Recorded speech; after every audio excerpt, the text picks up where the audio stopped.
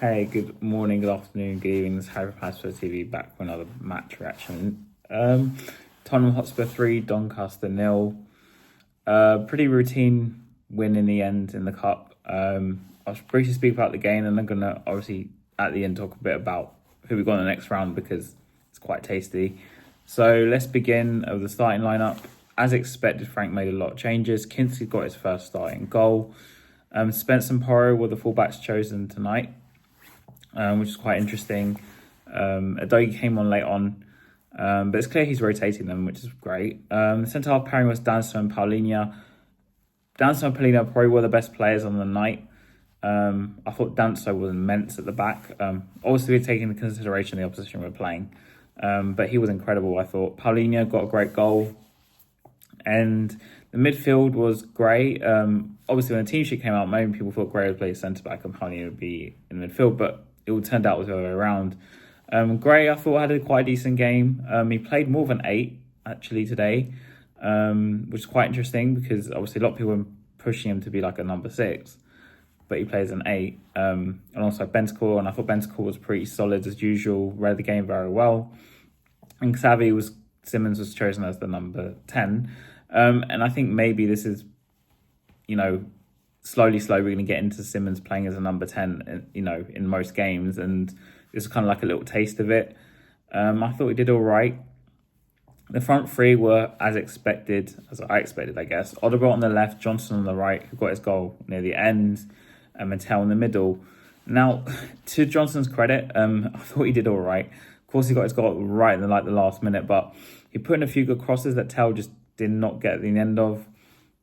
Odegaard, I thought, maybe earned his spot in the Premier game against Wolves on Saturday night, which I think he's going to probably play him because he came off for a Charleston quite late on in the game with about half an hour left.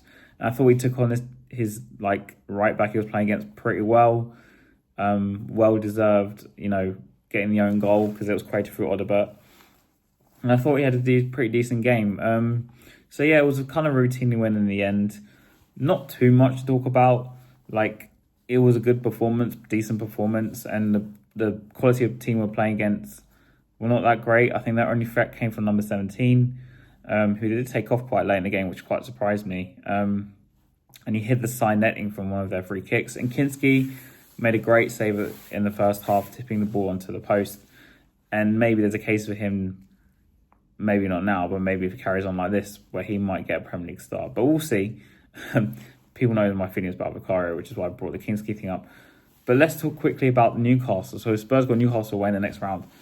Probably the worst and most difficult game we could have got. Of course, we didn't get, Chelsea or United or Arsenal or even Liverpool. But we look at all the draws. We got the hardest game. As I've said countless times, Newcastle, Tottenham and Villa are basically the 3 teams vying for 5th spot. And I think playing them in the Cups kind of added a little bit more to that now, especially being away from home. We don't do well at Newcastle.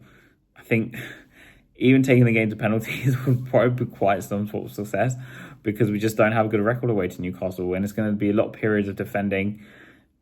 It's going to be in October, I think in the middle of October, I think the game is going to be.